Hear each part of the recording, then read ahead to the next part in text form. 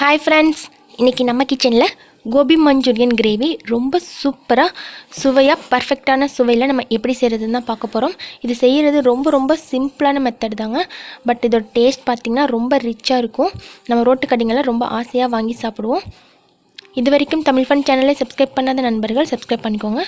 அப்படியே பக்கத்தில் இருக்க பெல் ஐக்கானை கிளிக் பண்ணிடுங்க. இப்போ ஸ்டவ் ஆன் பண்ணிவிட்டு ஒரு பேன் வச்சுக்கலாங்க. அதில் ஒரு 4 கிளாஸ் அளவுக்கு தண்ணி சேர்த்துக்கோங்க. கூடவே நம்ம கட் பண்ணி வச்சுருக்க காலிஃப்ளவர்ஸையும் சேர்த்துக்கலாம். சேர்த்துட்டு கொஞ்சமாக உப்பு சேர்த்துக்கோங்க. சேர்த்துட்டு நல்லா மிக்ஸ் பண்ணி விட்டுட்டு நம்ம இது வந்து க்ளோஸ் பண்ணி வச்சிடலாம். ஒரு 2 நிமிஷம் போல் கொதிக்கட்டும். இப்போ 2 நிமிஷத்துக்கு அப்புறம் ஓப்பன் பண்ணிவிட்டு நம்ம பாயில் பண்ண காலிஃப்ளவர்ஸ்லாம் வந்து தண்ணி இல்லாமல் வடிச்சிட்டு ஒரு பவுலுக்கு மாற்றிக்கலாங்க. இப்போ நம்ம ஒரு பிளேட்டில் 3 டேபிள் ஸ்பூன் கார்ன்ஃப்ளவர் மாவு சேர்த்துக்கலாம். 4 டேபிள் ஸ்பூன் மைதா மாவு சேர்த்துக்கலாம். கொஞ்சமாக அந்த மாவுக்கு தேவையான அளவுக்கு உப்பு சேர்த்துக்கோங்க. சேர்த்துட்டு தண்ணி கொஞ்சமாக சேர்த்து நல்லா திக்கான பேஸ்ட்டாக அதை நம்ம கரைச்சி எடுத்துக்கலாம்.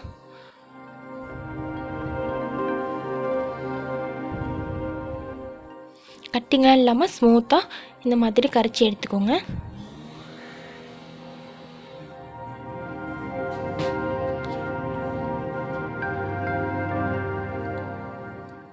இப்போ இது கூட நம்ம பாயில் பண்ணி வச்சுருக்க காலிஃப்ளவர்ஸை சேர்த்துக்கலாங்க.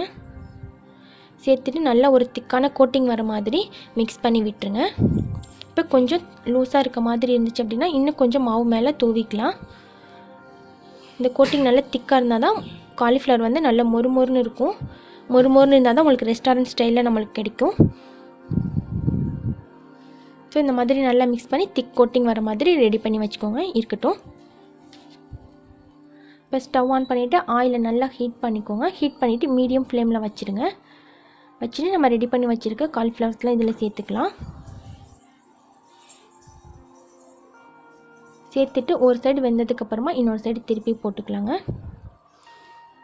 இது வந்து சீக்கிரமாக செவந்து வராது, கொஞ்சம் டைம் ஆகும். ஃபஸ்ட்டு நீங்கள் காலிஃப்ளவர்ஸ் வெந்ததுக்கப்புறமே நீங்கள் ஒரு பிளேட்டில் மாற்றி எடுத்து வச்சுக்கோங்க.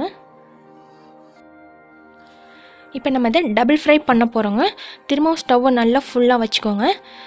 வச்சுட்டு நம்ம ஃப்ரை பண்ண காலிஃப்ளவர் எடுத்து திரும்பவும் ஆயிலில் சேர்த்துக்கலாங்க.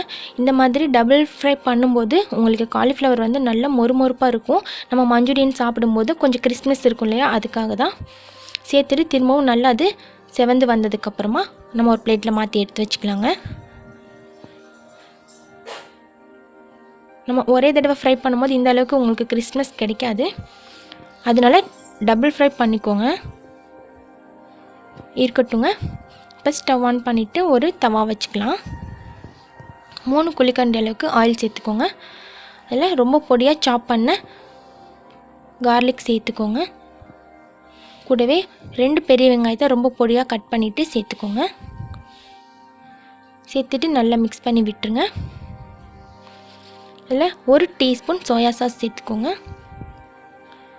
2 table spoon chilli sauce, 2 table spoon tomato sauce சேர்த்துட்டு நல்லா மிக்ஸ் பண்ணி விட்டுருங்க. இதில் வந்து நம்மளுக்கு சில்லி சாஸோட காரமே அதிகமாக இருக்கும். இல்லை இன்னும் கொஞ்சம் காரம் வேணும் அப்படின்னா நீங்கள் ஒரு அரை டீஸ்பூன் போல் பெப்பர் கூட ஆட் பண்ணிக்கலாம். இதில் இப்போ கொஞ்சமாக கொத்தமல்லி இலைகள் சேர்த்துக்கோங்க. சேர்த்துட்டு நல்லா மிக்ஸ் பண்ணி விட்டுருங்க. இப்போ நம்ம இதை அப்படியே கூட காலிஃப்ளவர் ஆட் பண்ணி சாப்பிட்லாம். நம்மளுக்கு கிரேவியாக வேணும் அப்படின்னா 1 டீஸ்பூன் கார்ன்ஃப்ளவர் மாவு சேர்த்துக்கோங்க. சேர்த்துட்டு தண்ணி ஊற்றி நல்லா மிக்ஸ் பண்ணி விட்டுக்கோங்க ஸ்மூத்தாக.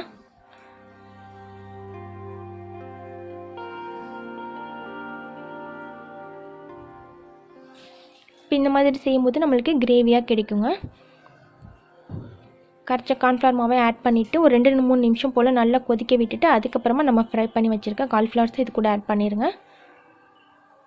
அவ்வளோதாங்க.